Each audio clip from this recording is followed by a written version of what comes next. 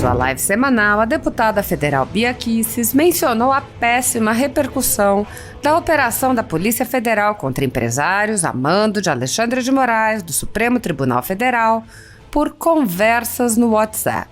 A deputada apontou que, quando o sigilo da decisão foi derrubado, viu-se que o ministro acatou ordens do senador Randolph Rodrigues, que chegou inclusive a admitir que atua no lugar do Procurador-Geral da República. A deputada disse: o Randolph ainda bate no peito e diz: já que o PGR não faz nada, eu faço. Isso é uma confissão, gente. Isso é uma confissão de um ato absurdo. Ele está querendo tomar o lugar do PGR?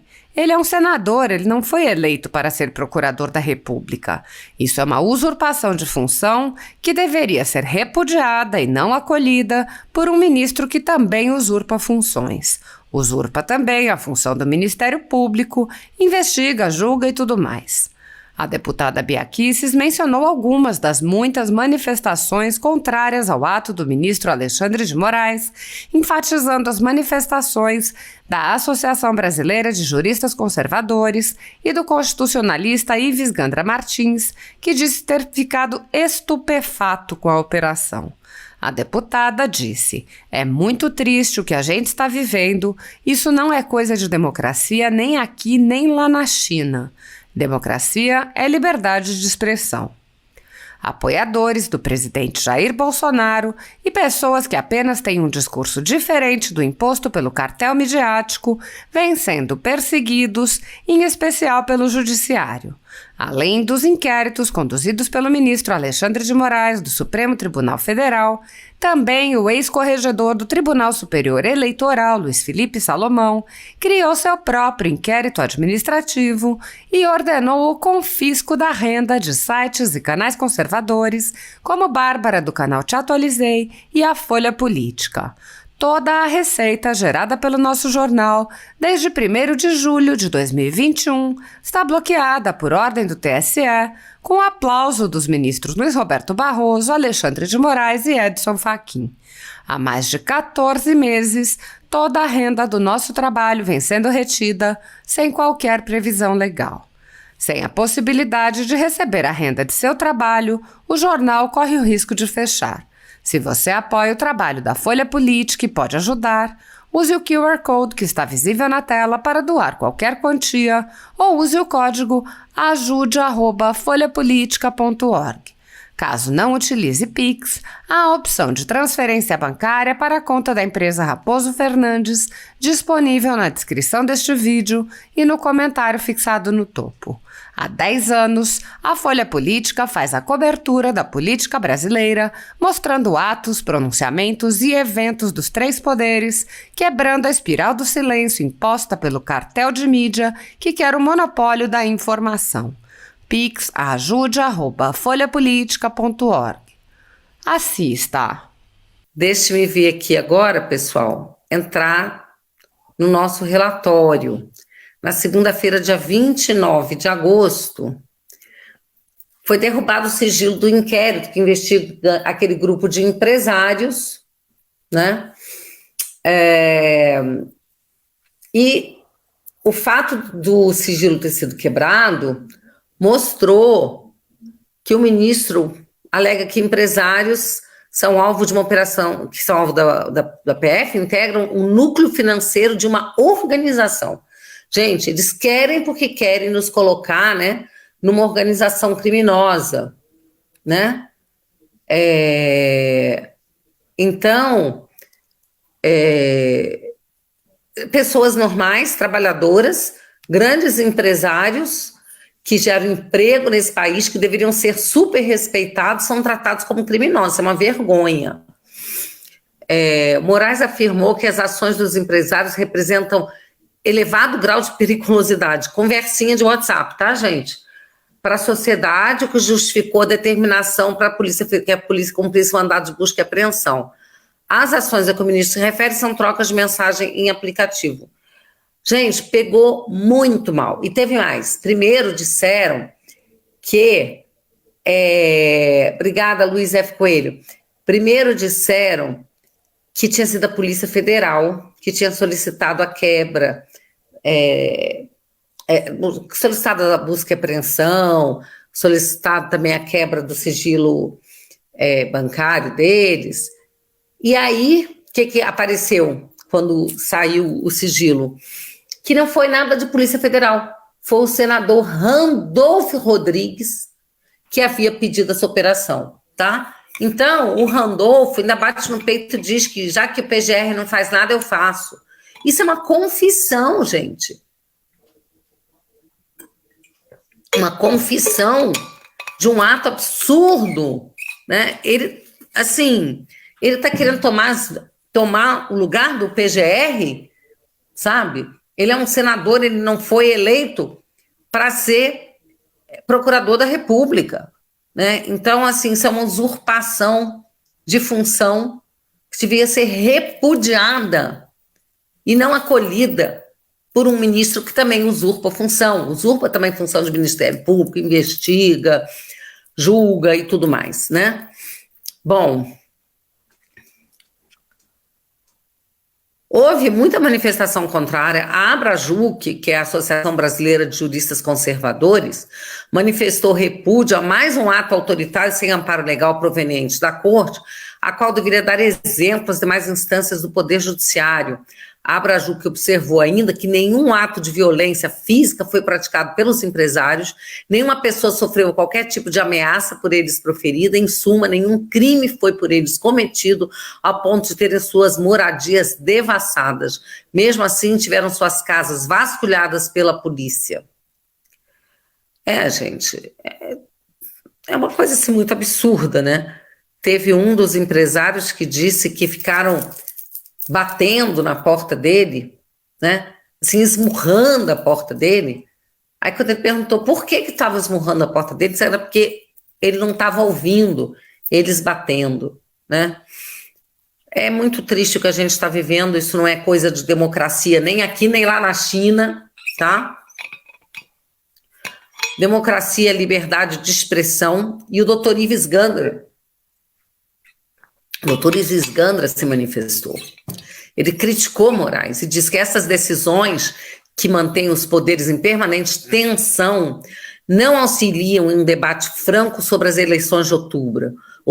Para o jurista, o fato de os empresários preferirem o regime militar aos governos petistas não configura crime de opinião.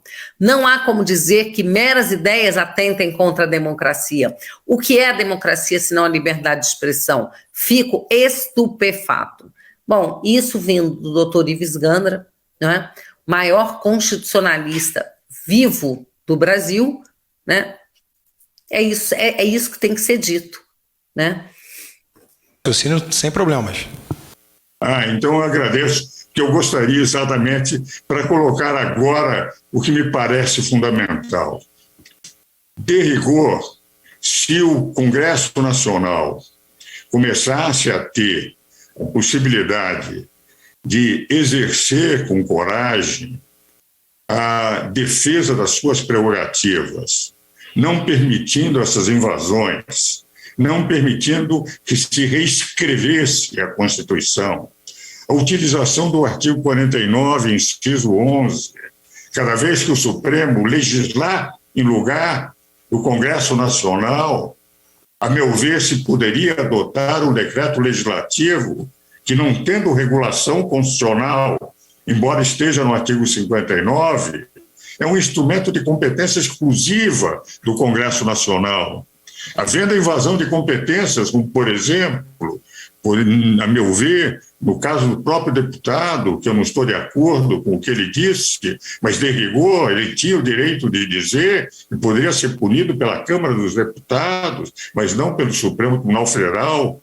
Por outro lado, por manifestação de pensamento, o que vale dizer, ele recebe uma pena superior a 8 anos, o que implica não poder ele ter um regime aberto de cumprimento da pena por mera manifestação como representante de milhares de brasileiros. Isso me parece que teria que ser cortado pelo Poder Legislativo, pelo 49, inciso 11, independente de legislação. Independente de legislação infraconstitucional, o Congresso Nacional tem competência. Por outro lado, se nós analisarmos a competência do Senado Federal, ontem conversava, depois da audiência pública, com o senador Girão, e nós discutíamos qual é a competência do Senado. E eu entendi o seguinte: o Supremo Tribunal de Rigor do Brasil não é o Supremo Tribunal Federal. O Supremo Tribunal Federal é para julgar 213 milhões de brasileiros. O Supremo Tribunal Federal é para garantir o direito, como fazia o Supremo até 2002, quando nós tínhamos uma das mais, se não a mais respeitada instituição do Brasil, quando os ministros eram apenas legisladores negativos. Mas se nós analisarmos o Senado, que tem competência de julgar o presidente da República, que tem competência de julgar os 11 ministros do Supremo, apesar de ser uma competência limitada. É uma competência para julgar os principais, os poderes da República que merecem um julgamento desse nível. Nós temos o Superior Tribunal de Justiça com determinadas competências, o Supremo com competências em relações a deputados e senadores, mas nós temos uma instituição que está acima da Suprema Corte, quando se trata de julgar o presidente da República, quando se trata de julgar os 11 ministros do Supremo. E a impressão que eu tenho é que, de rigor, esse valor de julgamento do Senado Federal ainda não foi devidamente avaliado pelo próprio Congresso Nacional. Não que eu entenda que os ministros tenham que ser julgados, não que eu entenda que os ministros não mereçam lá estar, até porque tem livros escritos com 7 dos 11 ministros que estão na Suprema Corte, participam de academia com os outros ministros, o que vale dizer um profundo respeito por todos eles. Mas o que eu entendo é que o Senado tem que acenar de que, efetivamente, esse ativismo judicial não é possível. Que a Câmara dos Deputados, o Congresso, o Senado Federal, o Congresso que representa de rigor toda a representação popular do país, porque temos situação e oposição, como sendo o poder mais representativo do povo, porque temos situação e oposição, e por esta razão o primeiro poder a aparecer na organização dos poderes. Teria que começar a pensar não só na defesa da sua competência, mas efetivamente em acenar à Suprema Corte que não mais permitirão invasão, que respeitarão a Suprema Corte naquilo que representa a função essencial da Suprema Corte, de garantir a Constituição, de garantir a lei, mas não permitindo que haja este avanço na competência dos outros poderes. Até porque, se nós não fizermos, nós corremos o risco de termos a substituição de um superpoder do regime anterior de exceção, que era o Poder Executivo, em que o Congresso Nacional não podia fazer outra coisa senão aceitar ou negar in bloco, o decreto-lei.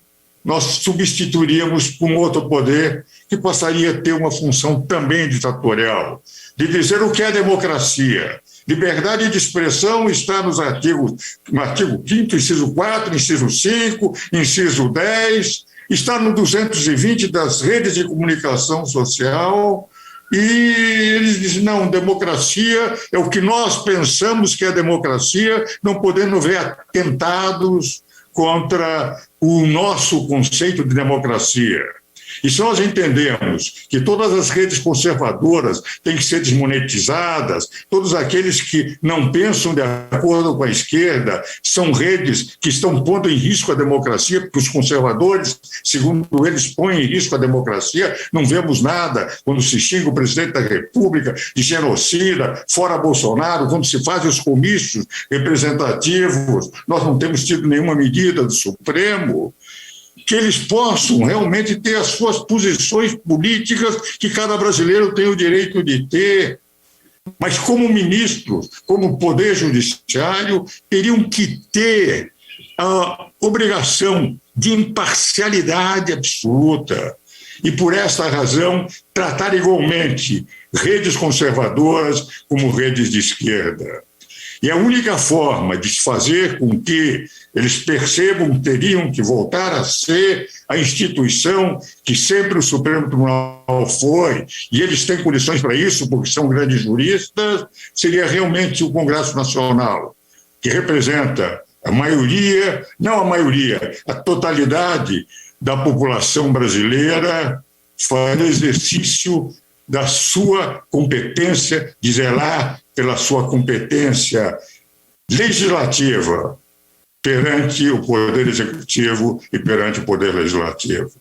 E nesse final de exposição, eu confesso aos senhores, um velho de 87 anos, que todos entendem no Supremo, que a minha corrente é uma corrente ultrapassada do direito constitucional e que os poderes têm que ser harmônicos, independentes, na teoria montesquiana.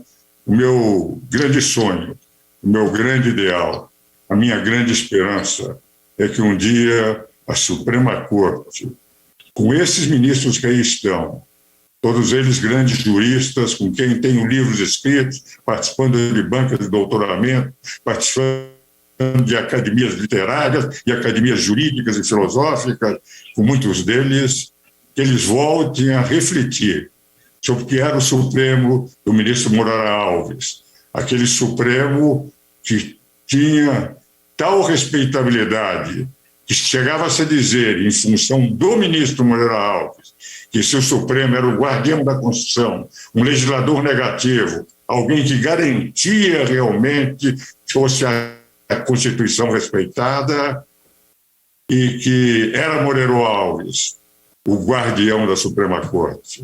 Precisamos, de novo, guardiões da Suprema Corte, para que esses bons ministros que invadiram competências alheias voltem a pensar que eles podem ser os ministros que foram no passado os grandes ministros da Suprema Corte. Por isso, eles têm competência. E esse é o grande sonho de um velho advogado e professor de direito. Muito obrigado.